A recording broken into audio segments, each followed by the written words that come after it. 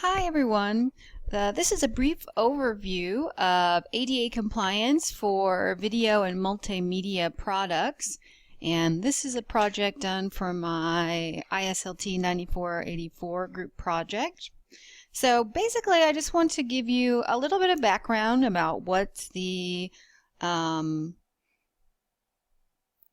rules for ADA compliance for video and multimedia products, and then give you some options about how you can help make sure your videos or multimedia products fulfill those requirements in your classes.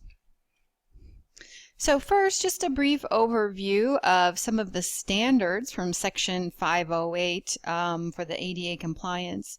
So first is that all training and informational video and multimedia productions which support the agency's mission that contain speech or audio information necessary for the comprehension of content shall be open or closed caption.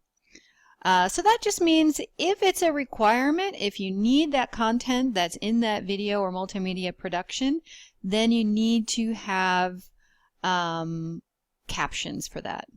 The second standard is that all training and informational video that supports the agency's mission, regardless of format, must contain visual information necessary for the comprehension of the content. So that also needs to be audio described. So if it's something that you have to see, you need to describe it in another way. And then you need to display or present alternate text or audio descriptions, and that can be user selectable, so you can turn it on and off, or permanent. So basically those are the standards that we need to comply with when we're making our video or multimedia products. So a couple of things about captions. They have to display spoken dialogue as printed words, and so these are designed for hard of hearing and deaf viewers. So you also need to make sure the captions are placed, especially when there's multiple speakers on the screen, so that the viewer knows who is speaking at that time. And then you also need to include information regarding off-screen sound effects. So maybe you might add that there's music, that there's laughter happening, there's yelling, etc. So not only do you need to describe the content, but you also need to describe some of the things that are happening in the background in terms of sound. So just to clarify, in the Section 508 standards, they mention several times the multimedia productions. So multimedia productions, what that means is that they present information in more than one sensory mode. So an example would be maybe you have a streaming video with a soundtrack. So that's considered a multimedia production because you have something that you hear and something that you see.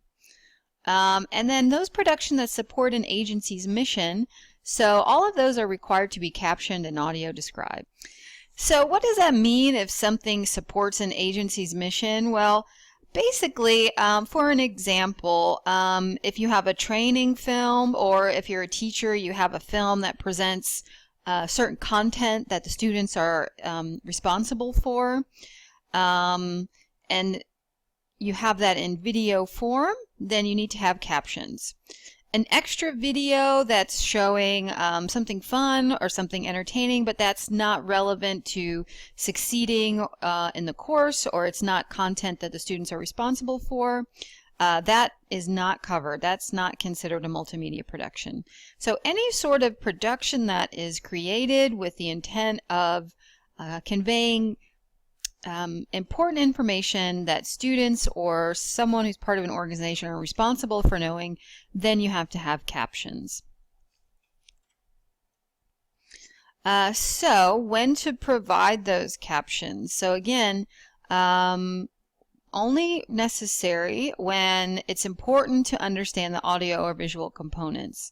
So if you're not sure, if maybe you're thinking, well, maybe someone with hearing loss is not going to watch my video, still add captions because you don't know who's going to be watching it. Maybe in the future someone who is hard of hearing will be watching it. Also, it's good for other reasons, not just because of someone who may be hard of hearing may be watching it. It's great for visual learners. It's great for non-native English speakers. So there are also other benefits to providing captions, especially if you're going to use it for an official purpose in your class or your organization. So some challenges for teachers. So a couple that I have certainly run across in my own use of video for my classes. The first one is that some of the resources that you find don't always contain caption or transcripts.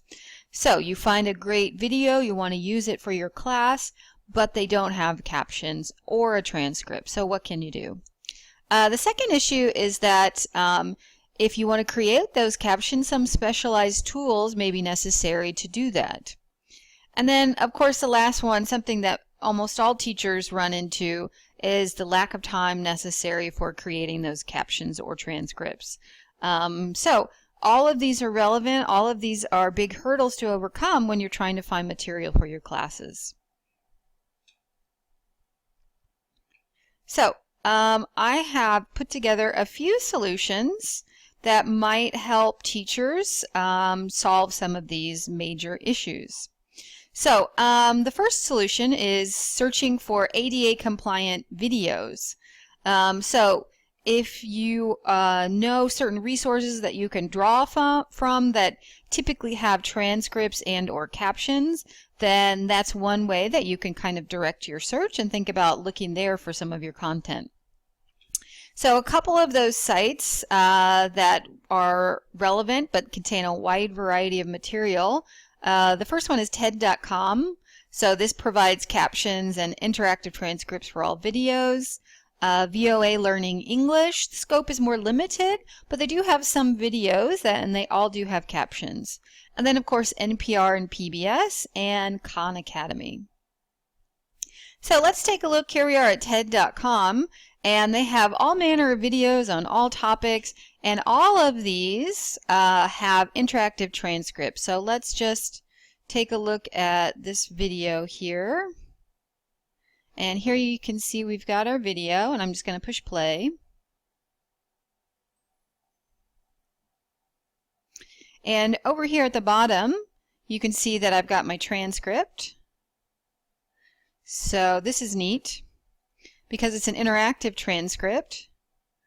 So you can see as he's speaking, the things that he is saying, they become underlined to indicate that's what he's saying now.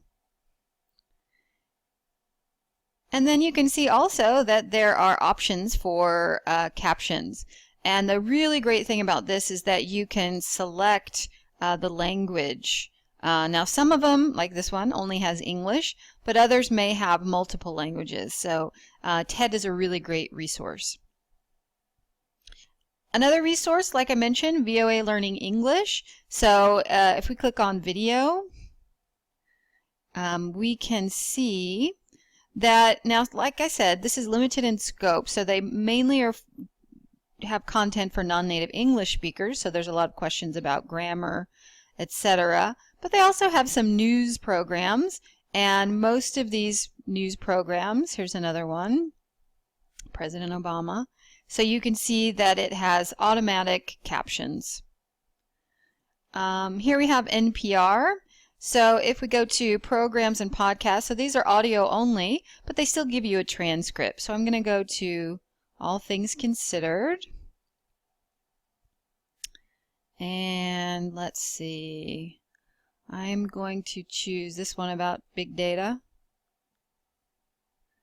And if I click on the link, and then over here you can see that I've got my transcript, so I can see descriptions of the content, the words that are being said, and also the background information.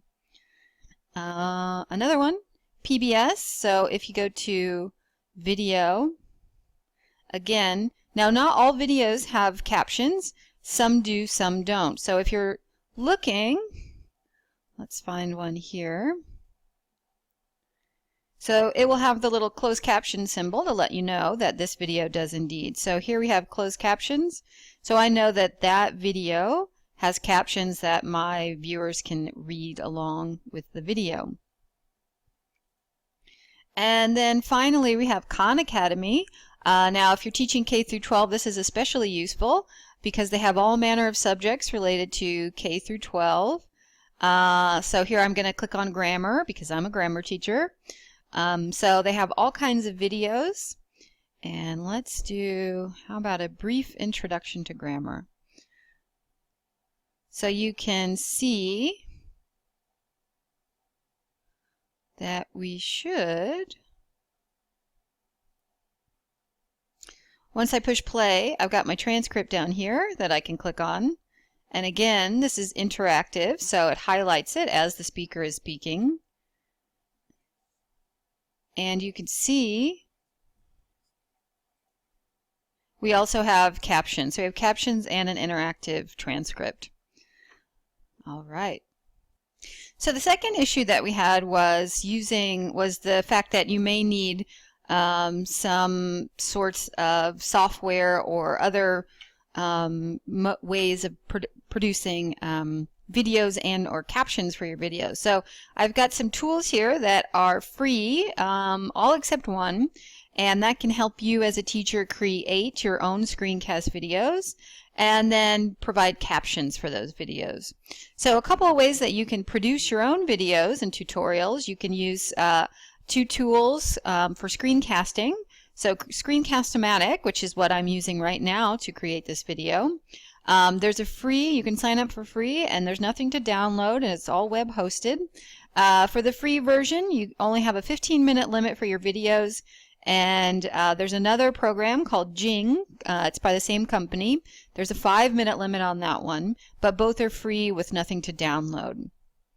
Now, Camtasia is a more sophisticated tool that can get quite expensive, but if you work at an institution or a school district, they may have Camtasia available for you to use.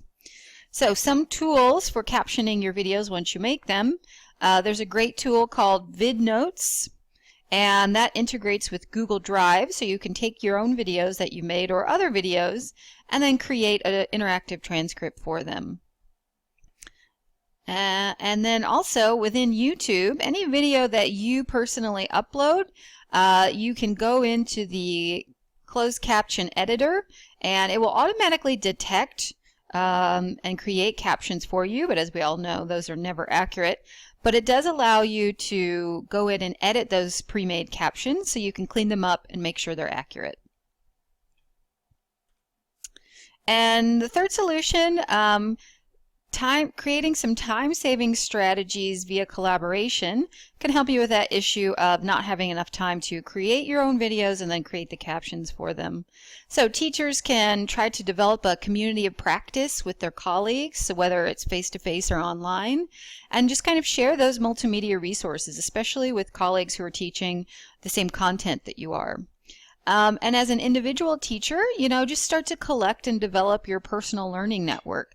And then, start building your collection and share that collection with others. So, social networks are great. Pinterest is a great thing that you can use. So anything that you can collect information on your own and start building up your own library of sources. So if you would like to read some additional resources or see some tutorials, especially about how to create captions, how to search for caption media, and some other resources, take a look at some of these resources. And to see those, just make sure you're in presentation mode and then click on the hyperlink and it will take you to the site.